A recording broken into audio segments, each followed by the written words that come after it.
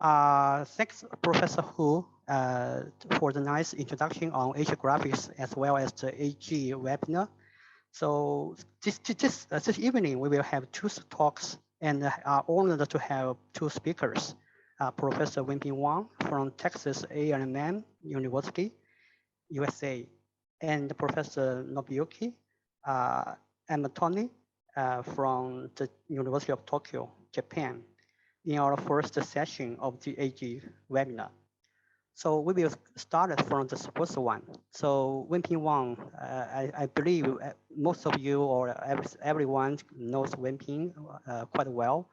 So he is a co-founder of Asiagraphics and motivated the founding of the association. So Wenping Wang conducts research in computer graphics in many areas, including geometry, vision, robotics, and medical image processing, and many has published over 117 journal papers. He is a journal associate editor for many journals like CGD, CGF, and IEEE DPCG. And he is an IEEE fellow and has won many awards, including the China Graph Outstanding Achievement Award for China Graph, and the John Gregory Memorial Award for contributions in geometric modeling 4 years ago. So let's have Professor Wenping Wang to give the talk. The title of the talk is Studies on 3D Reconstruction. So Wenping, please go ahead. All right, so I guess I have about 40 minutes, right? Yes. Okay, thank you. Please go ahead. I'll finish this up. Actually, there will be two parts in my presentation on studies on 3D reconstruction. I'm from now currently Texas A&M University, and at the same time I'm on leave from the University of Hong Kong.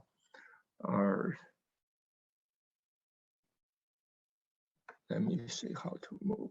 All right, the first part of my presentation is implication of visual computing in archaeology. More specifically, I will discuss a system and methods we have recently developed for fast imaging and 3D reconstruction of archaeological sherds. Sherds means those fragments. Okay. It is well known that our computer graphics in general has been applied to archaeology in many different ways. For example, we can use our computer graphics to model our 3D objects in archaeology. We can perform digital restoration for consumption in virtual reality, and also to provide a virtual environment for archaeological simulation. But today, my presentation is focused on using computer vision or 3D reconstruction technique to acquire 3D models of these archaeological fragments or pottery fragments. Another name for these fragments is sherd. So fragments, pottery pieces, and sherds, these terms will be interchangeable in my discussion in the following. Well, these fragments are most common artifacts you found at archaeological sites. They are very useful since they encode our human past. The task is how to get digital models of these fragments and for documentation, analysis, and resampling purposes. This task is very challenging for several reasons, mostly because they come in different shapes. They're very thin. Normally in a day at a typical archaeological site, you would uncover hundreds or thousands of such pieces. Therefore, the speed of scanning this object is important. There are mainly two ways of scanning these sherds in terms of how you place it. I would call these two different ways, standing and lying down. On the left is a standing mode. That is, you use some object to hold it up, to make it stand up, then use some scanning device, scan the object. Obviously, only part of the object can be scanned because you use a partition, what other object to hold this piece, and that part is being occluded. You need to scan it again. On the right, you can see the pieces are put flat on a board. You can still scan this object, but now you can only scan one side object. Then later you need to flip them over, scan the other side. So my point is, it seems like manual operation or intervention is always needed in order to scan these pieces in two passes. Okay, it's hard to make it very fast. Well, this is standing mode. As you can see on the left, you scan it twice, or then you piece them together manually or use some digital tools. This really slows down the process. How can we use this kind of process to scan hundreds of thousands of pieces in high quality every day? So this is a challenge.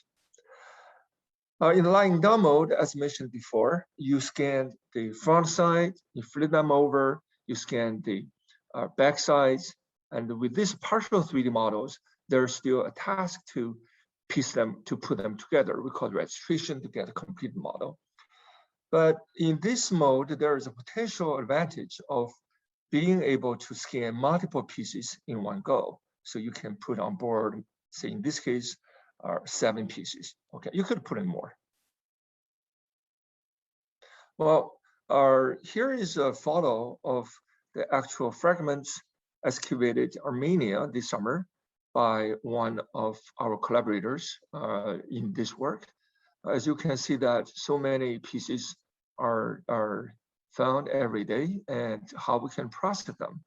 Now, you should realize that in many countries, these archaeological objects are not allowed to remove to another country. Therefore, if in the summer you found 100,000 pieces, you have to think of the way to get them out digitally. That is scanning them, because the physical objects cannot be easily moved to a different country for study.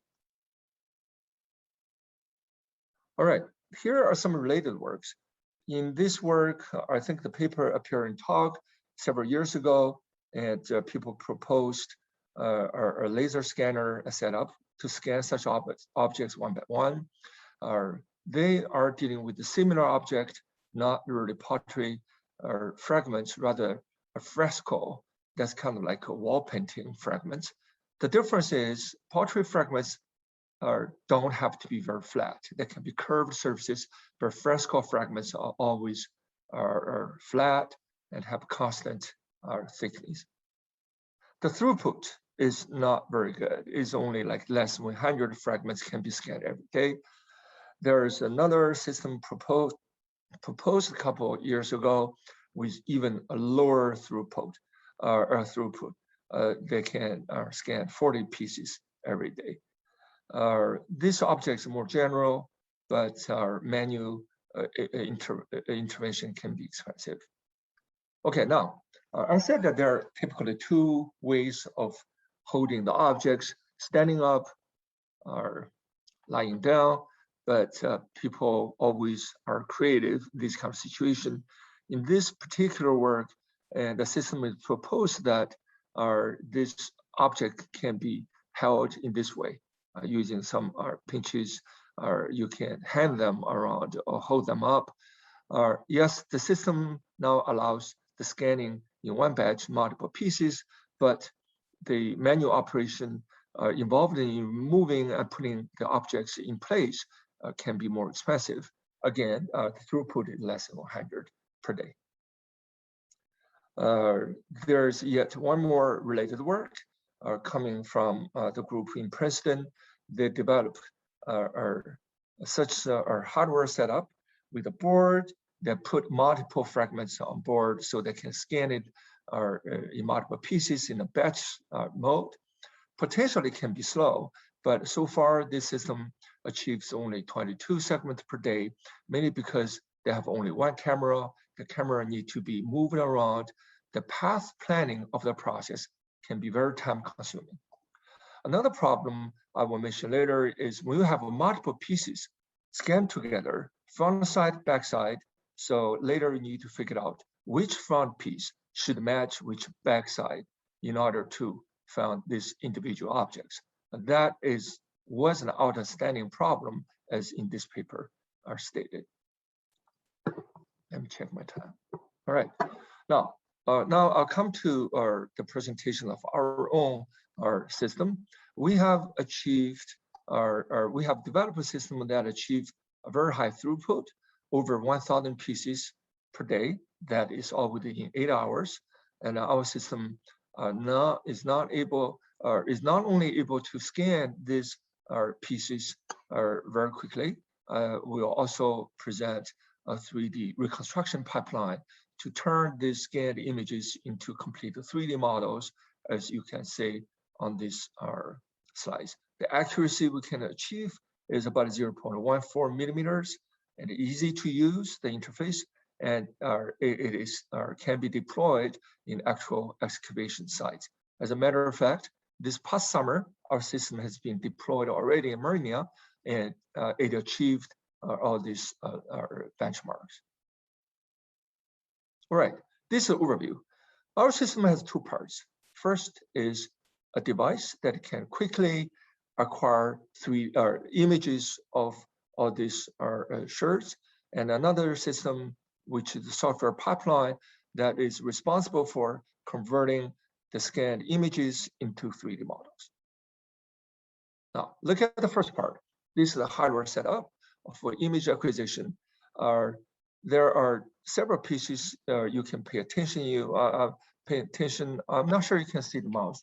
Here on the upper left, we have 3 cameras mounted on a supporting system. At the lower right of the system, there is a turntable which holds 9 pieces. In this case, the turntable can turn around. It emulates a situation like putting the objects there, allow the camera to go in full circle, take images. So we have 3 cameras. How many images will take? In one full circle, there are 16 stops.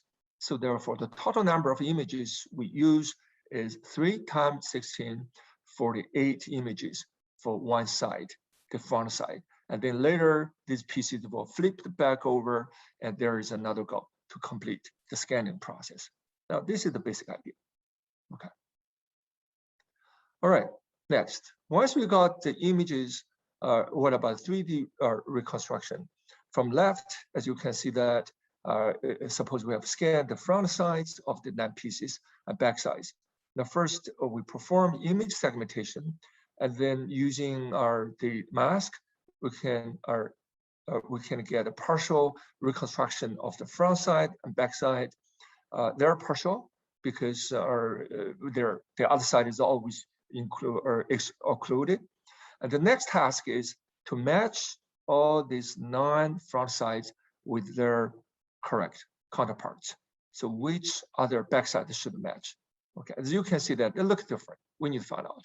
Well, either if you don't want to do it manually, you have to develop an algorithm to perform the right global matching. Once the matching is performed, in the lower right corner, we have to perform a 3D registration like SICP to put them together. I will explain the details one by one. All right, first, of course, is the segmentation. We develop our own segmentation methods. That's a simple task. We use open MVS and off-the-shelf software to perform this partial 3D reconstruction. Okay, the other side cannot be seen. And then we have front side, back sides. So how to match them together? Okay. For each 3D piece, we assume it's relatively flat.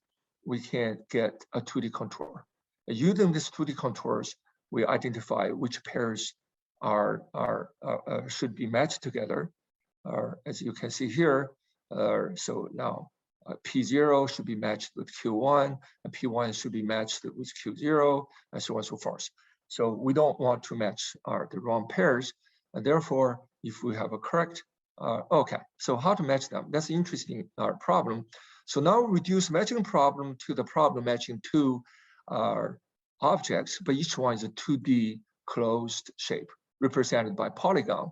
For each 2D polygon, we can compute a so-called length and angle profile. That is, when you march along the boundary of the shape, you can always record the length you have traveled and the angle you've turned.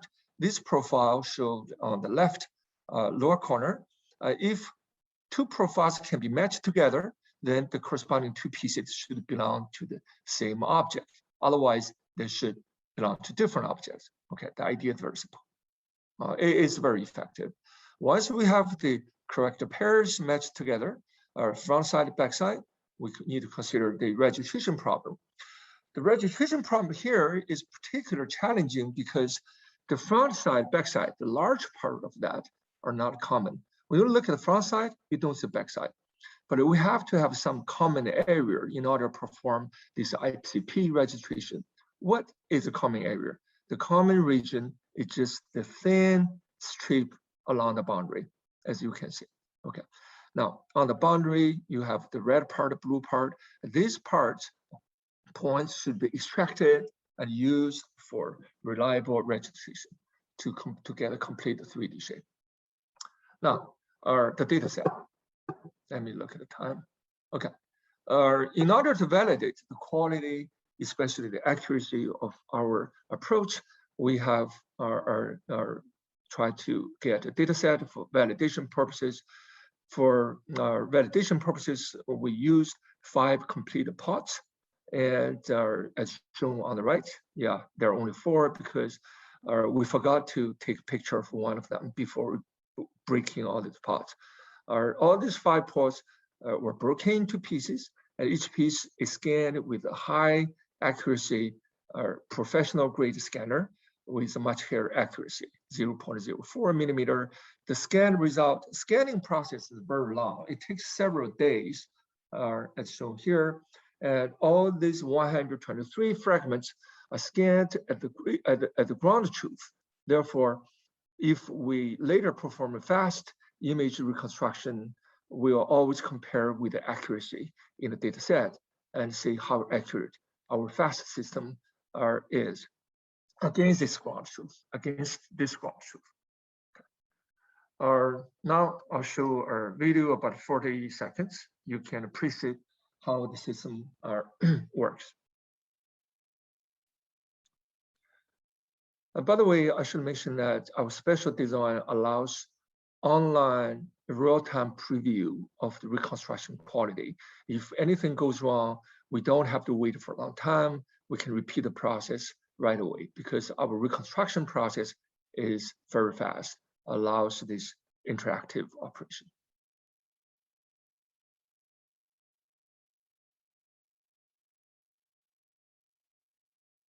Of course, this video is accelerated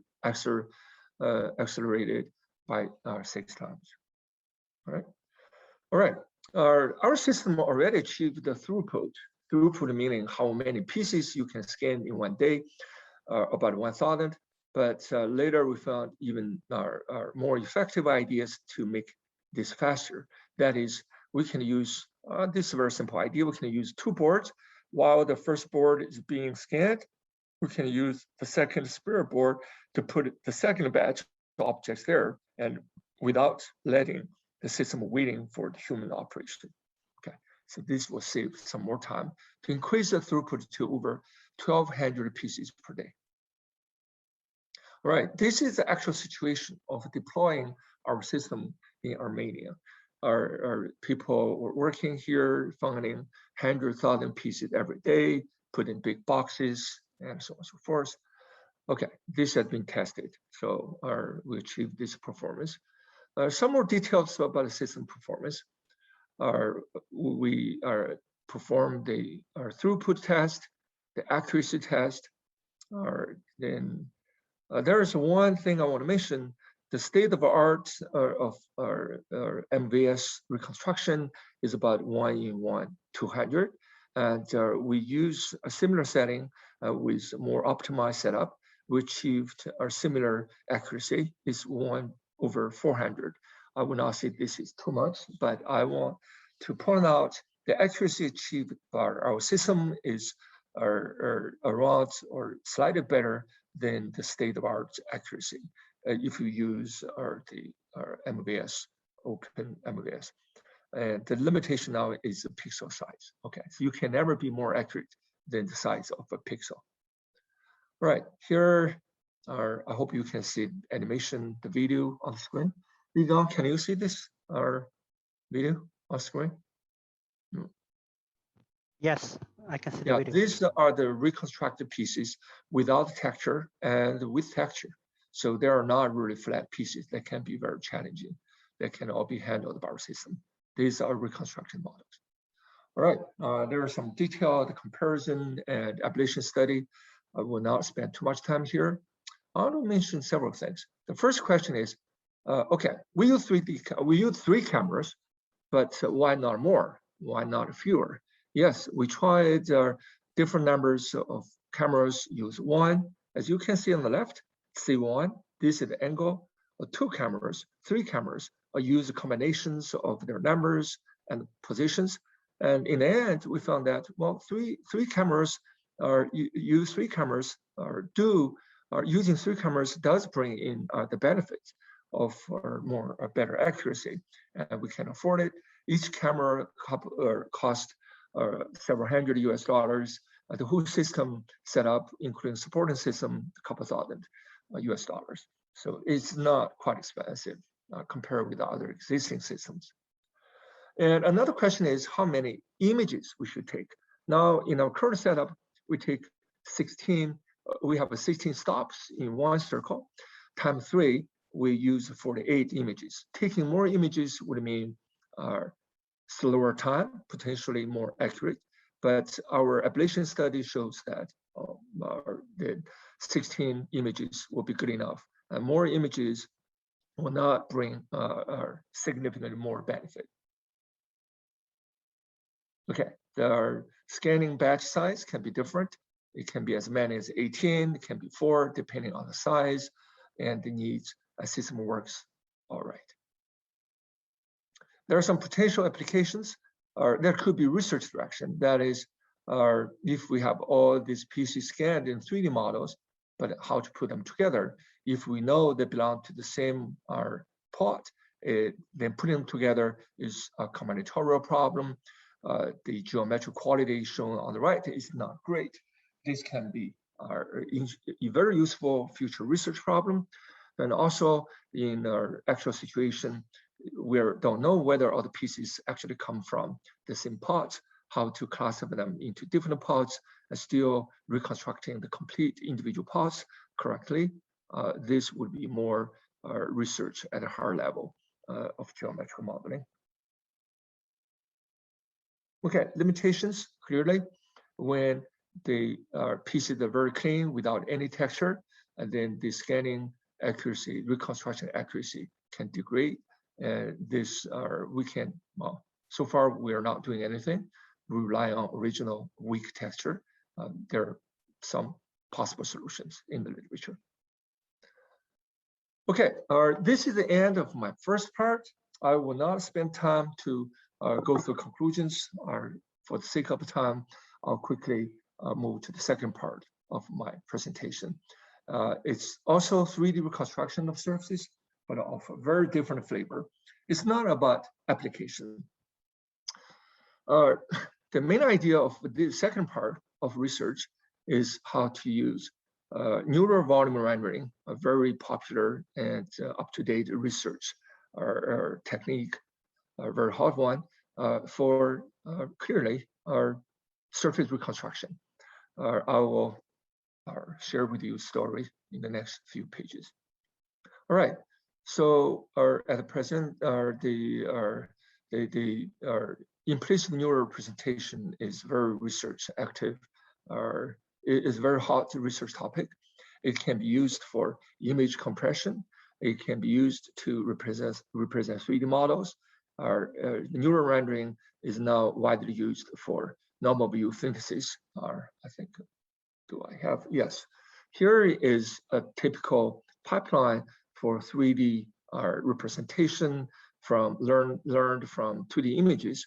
On the left, we have a bunch of 2D images. The number could be 40 or even 100. Basically, you need to cover the objects from all the angles. The 2D images will be used to train a 3D representation in the neural network. This 3D representation can be used for novel view synthesis, as you shown on the right, or could be used for 3D reconstruction. Okay, this is the main background. In order to perform 3D reconstruction using this kind of neural rendering pipeline, related works include DVR and IDR. These are all recent works published last year. The central idea is so-called differentiable surface rendering. That is, we can use the input images, simulate camera positions, and finding the camera rays with the potential 3D object surfaces. And the idea is to perform the optimization to change the shape of the surfaces until their perspectives or projections match the input images.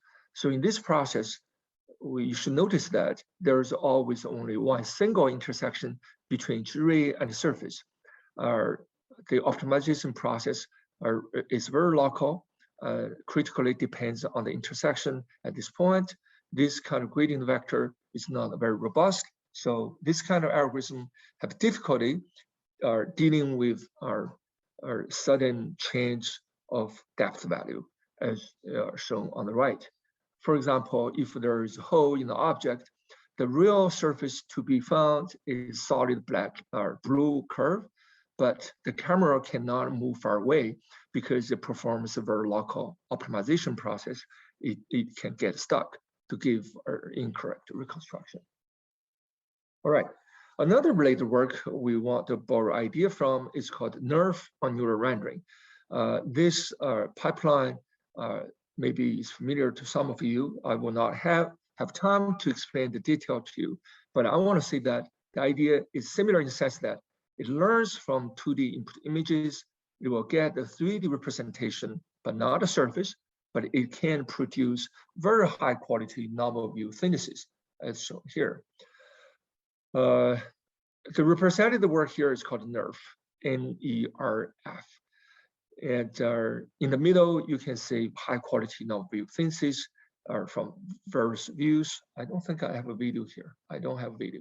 But what I pointed out, the 3D representation learned by this model, although it looks all right in projection, but actual 3D model geometry is not very good.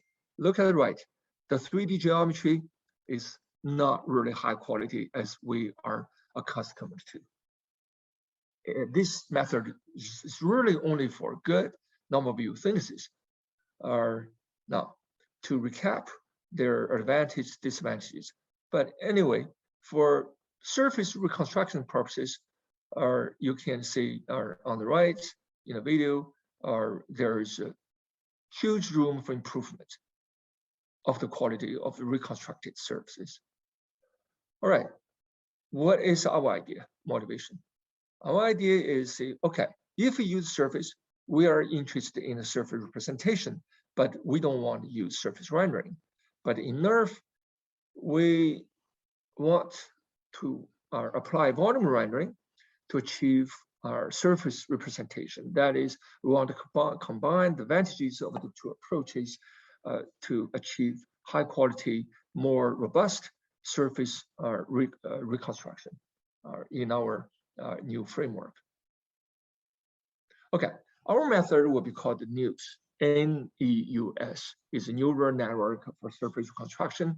And before I give you the details, I want to show the advantages of this method, the results. On the left, I showed reference image. Actually, this image can be used for you to appreciate what quality should be expected. The raw input consists of many 50, 40 input images for training this neural network. As you can see that our methods on the right gives much better 3D reconstruction quality compared with the previous works in neural rendering. So what did we do? Here is the pipeline. I want to show.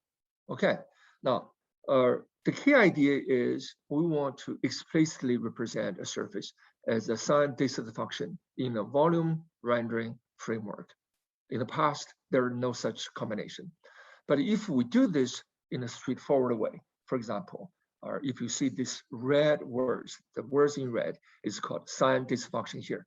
If we put signed Dataset function here and use this pipeline, it's already some new idea, but it's not much better because we found there is an interesting bias issue if we apply the standard volume rendering framework. Therefore, one particular novelty of our approach is to introduce a new kind of density representation for this surface instead of just using a simple signed distance function.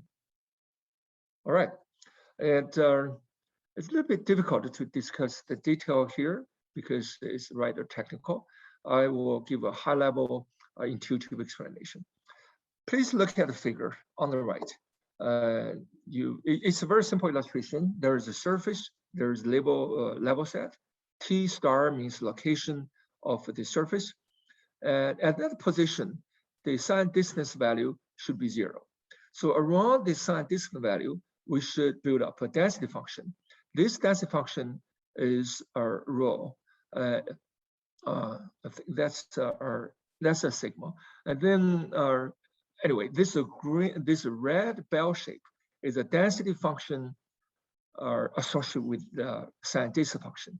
That is, look at the red curve. The maximum point or the peak is at a 0 value of the signed distance function. That is, it is the surface location. But in order to perform volume rendering or in a recasting form, we need a weight function W to integrate or accumulate color values along the ray in order to compute the final pixel value. Following the standard or naive solution, the green curve, the weight function, has a peak location slightly shifted to the left. This is not good because we want the peak response of the weight function to be exactly the same as red curve, because that means the color value at the peak should have maximum response. The color value should be at the location of the surface, but now it is not. We call this bias. Okay. Now we need to find a method that overcomes the bias to give a more accurate representation. Here, in order to design a correct weight function, there are two basic requirements. Simply, it's called unbiased, which I explained already. The second is called occlusion aware, because in a volume rendering setting, there are often multiple surfaces along the ray. You do not want the surface at the background or behind the front one to be dominant. You should always see the front surface more clearly. Okay, here is what I mean by bias. Look, on the left, the response or the peak is off the top, the surface, that's a bias. On the right is unbiased. When you have multiple surfaces, different surfaces along the ray should have different responses. On the right is occlusion aware, the surface at the back should have lower response. But on the left, that's not correct. All the surfaces have equal response, so you cannot model transparency or translucency correctly. All right, how to get this correct are weight functions. It's very easy to get unbiased functions, but this solution is not occlusion aware. So we're in a situation. We either have a solution which is occlusion aware but not unbiased, or is unbiased but not occlusion aware. Then the details of our derivation is to combine these two ideas together. I will mention just the key results. So on the left is a naive idea. If you have SDF function, signed distance function, the density function used for a correct implementation should not be the bell-shaped function on the left. That is, the maximum value is right at the location of surface. That's intuitively simple, but that's not correct. The density function we should introduce should be more like a sigma function shown on the right. That is, when the point is outside, you should have some value 0. When the point is inside, the density should be more like approach 1. And the surface location should be aligned with the largest gradient of this density function. So this is the key discovery for a correct implementation of the idea. There are many pages of implementations. I will skip for the sake of time and look at the results. Of course, we need to consider discrete implementation, since we need to implement it. And here is a simple illustration. There are multiple surfaces. In the second row, you can see this zigzag function. There are side distance value. The zero crossing of this blue curve with the horizontal axis, there are the surface location. Then our density function is always sigma shaped from outside to inside. And at the bottom, the red curve gives us unbiased, occlusion-aware responses, weight function. These weight functions will be used to combine the voxel colors along each camera ray, perform the integration to give the correct color value. This color value will be used against the input images for supervision purposes. All right, results using the remaining seconds. Here is our 3D in the middle from our input images on the left. In the middle, in the small animation, is the surface reconstruction of the object. And it can also be used for volume rendering, for normal view synthesis if we add back texture. There are more results. We can perform reconstruction with our foreground mask supervision as assumed in our previous works. These are the comparison. In the second column is the quality of our reconstruction compared with other related works. And our method is quite general. It can perform 3D reconstruction without requiring a foreground mask supervision. It can also perform high quality reconstruction compared with not only NERF, but also with COMAP. COMAP, by the way, is not a neural rendering approach, that basically a method based on traditional MVS, right? And it is not only good for general object reconstruction. In this video, you see the reconstruction of some thin structure using our new method called NEWS from multiple input images. You can see the 3D objects are, so you have general objects like this is teapot or something like that, or bunny, and together with thin structure. All right, we can compare the depth map, the quality of reconstruction compared with NERF or other traditional MVS. No, this is a COMAP implementation. All right, we found that our proper geometric first I want to say some comparison of quality. From left to right, naive solution means using simply put sine distance function into NERF framework. There is a bias. The error of reconstruction is 1.68 millimeter, which is not good, but could be better. This human skull has an actual size, about 30 centimeters across. Our direct naive solution can be very wrong. The error is about 3 millimeters. With our proper geometric initialization, our full model of NEWS converges relatively fast. It achieves an error of 0.7 millimeter, much better than all the other similar or competing methods. I want to mention the effect of initialization. And for the purpose of training neural network, if at the beginning we have random initialization shown on the top row versus our proper initialization using a sphere-like object, and there's not much additional cost because you assume the object is a sphere and try to improve it, but the effect on convergence speed can be significant, as you shown by this visualization. Look at the cross-section, how the zero level set changes during so many iterations of training of 300,000. It takes hours to achieve this kind of convergence rate. For very challenging objects, like Duran, is general objects, highly regular with many sharp spikes. Our method works quite all right. The video here shows the progression of the training process. You can see how the 3D model is being reconstructed inside the neural net.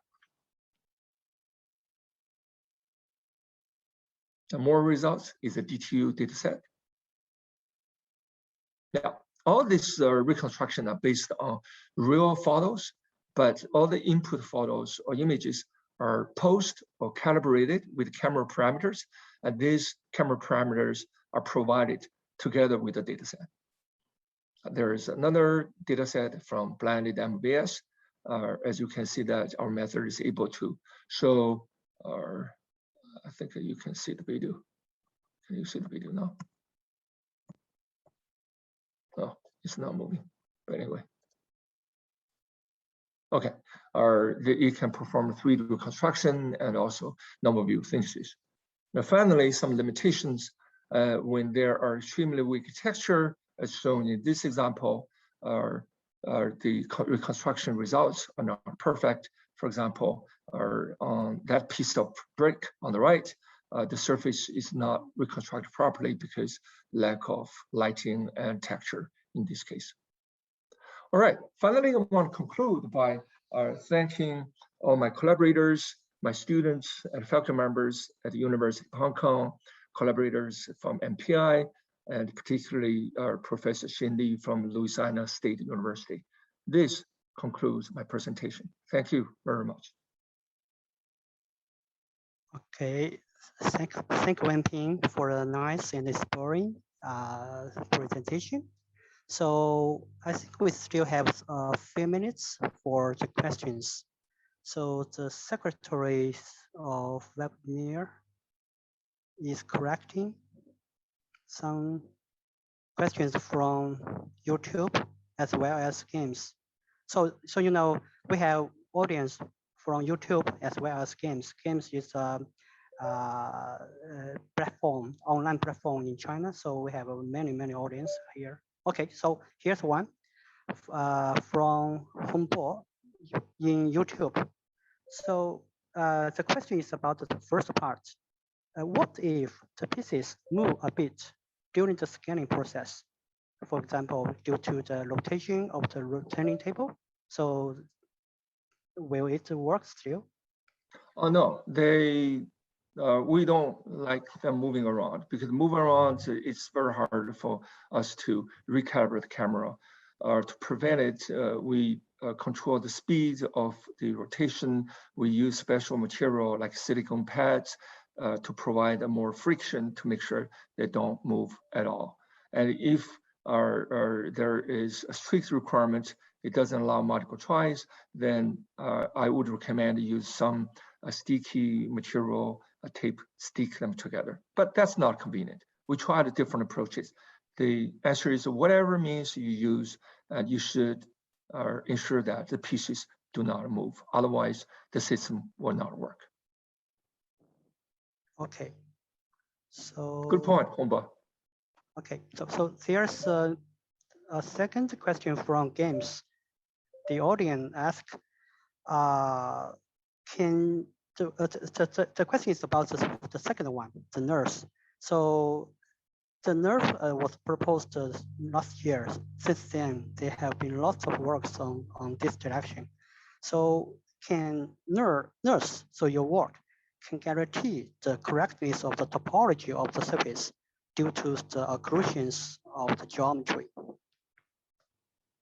Well, I think basically these are two questions. First, there are many recent works extension of nerve, and then whether we can get topology. About the first question, indeed, it's so such a hot topic.